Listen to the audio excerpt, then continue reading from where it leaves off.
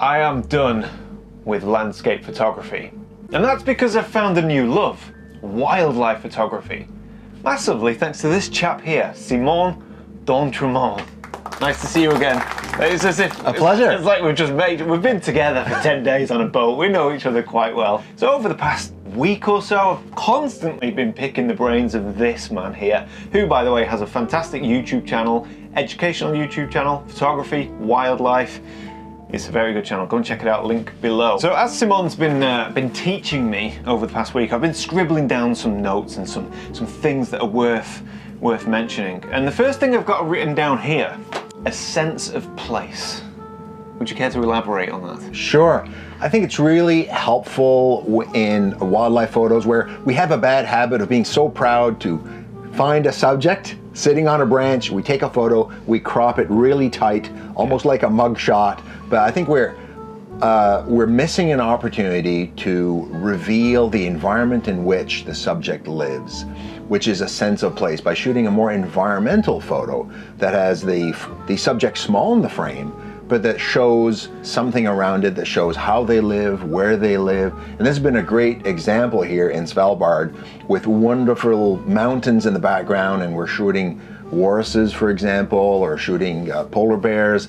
And to shoot them really cropped tight and miss out on the fact that they're standing in front of a great big glamorous mountain, I think is doing less than we can do in terms of showing the wildlife as a beautiful subject as part of a bigger frame. That's really interesting, because I would assume that if you want to get into wildlife photography, the first thing you're going to think is, I need that long lens. That's not necessarily the case, because some of my favorite wildlife shots, the animal is actually relatively quite small in the frame, and you see the environment where they live in, which partially is probably because I love landscape photography, so combining the two is just a dream for me. But also because it tells more of a story. It's a photograph about the animal and not necessarily of the animal. And I think that's a powerful thing. It is, and as well, as you mentioned, I think we have a bad habit of running out to grab tons of focal length. And lots of focal length in wildlife photography is, in a way, a crutch, because sometimes the background isn't that pretty, and the easy way to isolate the subject is to just make it out of focus with a big, long, fast lens and so on. But really, that is the easy way out. If, the times that I use a long lens and make the background blurry, it's because there's not a great background, or I'm not a good enough photographer to capture a good background. But your background in landscape photography is actually a wonderful tip on how to shoot environmental photos. Shoot a beautiful scene that happens to have wildlife in it. Yeah, absolutely. And now that's interesting, because among my notes, I have written down gear, because I didn't want to make a video aimed at getting beginners out to shoot wildlife without touching on the fact that lenses can cost more than cars, and travel to exotic places with wildlife can be expensive. So the fact that we're talking about a sense of place and a wider landscape shot for wildlife is encouraging, because you don't need the big, super expensive telephoto lenses. You can do fantastic wildlife photography with just a standard kit lens almost, right? But what about the travel aspect? How can somebody who doesn't have access to Africa or Svalbard, how can they get out there and create just as compelling shots as all the great images we see all over the world? I think I have a couple of tips there. Number one, going out to your local wildlife park, for example, where there may be a park where animals can roam a little bit and you get to see them in their environment. You get to practice that. As you mentioned, getting a shorter lens. We don't all need to aspire to have big, long 600mm lenses. You can do a lot in shooting the subject small in the frame and including a lot of environment with 300 or 400mm, for example. And my tip in terms of not always trying to go out to get the most exotic is, if you can't find uncommon subjects, try to take uncommon photos of the common ones. So go out and practice on your squirrels, your chickadees, your tits, your small birds. You want me to do that again? No, I'm laughing because you said tits. I'm so immature. I know. Carry on. We don't have them in Europe. See, this is why I will struggle to be a true birder, because every time someone says boobies or tits, The child in me just will not be able to help myself. Sorry, let's be professional and carry on. So, okay, so actionable things. Okay, it's all very well and good sitting here saying go and make these photographs. Go and make something extra special of a common species. Actionable advice how to do that. If I were to get a really good shot, a compelling shot of a goose, right? A Canada goose or a pink-footed goose. Is that a goose? Pink-footed? Yes, see, I'm learning. I'm learning. Give me some tips. What can I do? Something I can think about when in the field to elevate my photography from being a snapshot of a goose. How can I elevate that and go? Sure, I'd say the quick checklist there, when you're getting ready to figure out what's your approach for getting the shot, getting it eye level is very important. So shooting birds up in the top of the trees, or if you're standing next to a duck pond and shooting down, trying to get the eye level is important. So if the subject is on the ground like a duck at a duck pond, getting down really low, it accomplishes a couple of things. Number one, it makes a more intimate photo when you're at eye level with your subject, much more relatable. And number two, you have the benefit of clearing out that background. If the duck is standing in front of a pile of mud, getting down low gets the background farther distant, blurrier, and you get to take that part of the scene out of the shot. Softens the foreground as well. I can attest to this because we were shooting walrus a few days ago. There's a lone walrus on an iceberg, and I was taking pictures of it, and it was quite bright sunlight, blue skies, and my images, they were not great. It was a photo of a walrus on an iceberg. It was fine. But as soon as I took the decision to go down low, and I quite literally dipped my lens in the water. I was hanging over a Zodiac and water began to spill into my lens hood. I took the same shot. It elevated it massively from a snapshot to probably one of my best images from the trip, all because I lowered my camera by 2 feet. And it made a huge difference. You can see the image on the screen now. You can see the one where I shot it at not at eye level, from higher up, and then I shot the low down shot, the high level shot. Huge difference. So every time I go out now to shoot wildlife, I'm going to be in the dirt. Just get down there. My number one tip: don't bring your good clothes. Yeah. Okay. Fantastic. Don't bring good clothes. Eye level. What else?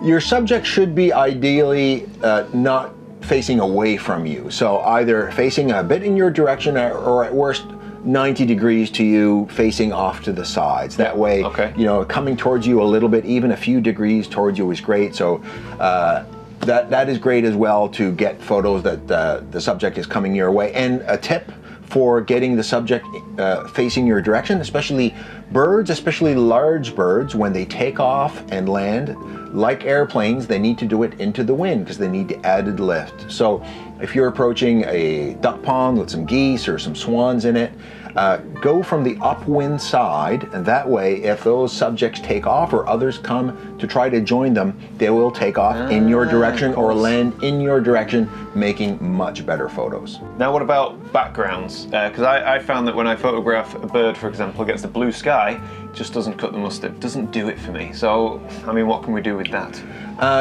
Getting the blue sky out of the shot can be difficult, but if you're on a boat tour, for example, like we are, and you've got the choice between shooting birds against the open ocean or against a mountainous background or a land background in the other direction, I'd always shoot against the land background where I can.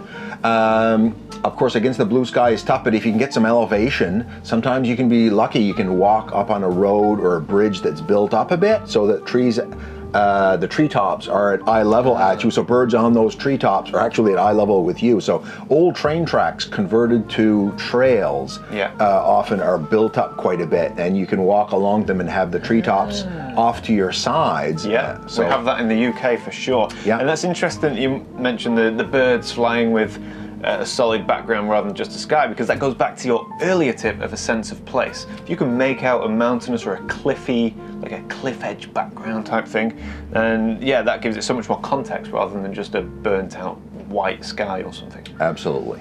So to summarize, if you want to elevate your wildlife photography, even with common species you'll find in your local park, we have get eye level. It does make a huge difference.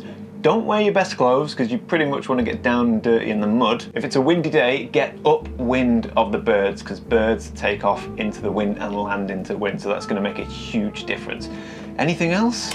I think it's great and take your photos to the really next level when you can capture the features or traits or behaviors that are indicative of the species, meaning the things that they're best known for.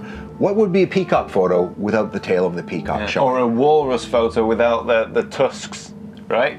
So if you can, in your photo, find a way to show off those features. If you're taking a photo of a yellow-rumped warbler, shooting it from the back, looking over its shoulder with the yellow rump showing is great.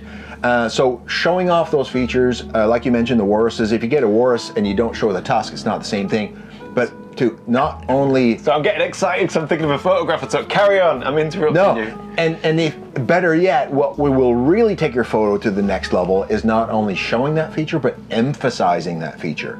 Elephants are big and ponderous, and that's one feature. If you shoot up at things, it makes them look bigger. So you can make an elephant or a rhinoceros look bigger by shooting up at it a little bit, as opposed to eye level, which would be the regular shot, you know. Shooting from down low and making it look bigger and more ponderous actually is part of showing off what they look like and what they're best known for. So from this trip, I wanted to get a guillemot shot because they have a bright red feet. But the problem is, when they fly, they took their feet away so you can't see them, and when they're in the water, the feet are obviously beneath the water. So it took me like days and days and days, and I finally got a shot of a guillemot just as it was taking off from the water, and there was its red feet. So you've got this black and white striking bird with these incredibly saturated, vibrant red feet, and it makes the photo. So I would say the red feet are indicative of the guillemots. Very much, very much so. So we've gone through quite a lot of field techniques. What about technical camera stuff? Is there anything that we need to think about? Because I know with landscapes, I'll often manual focus. I'll have a very long depth of field, so I'll be shooting with a closed aperture, f11, maybe even f16. I'll be thinking about focus stacking. I'll be taking my time using filters. Is there any of that with wildlife? With wildlife, you probably want to focus on a few things. Number one, you want to turn your camera to autofocus continuous.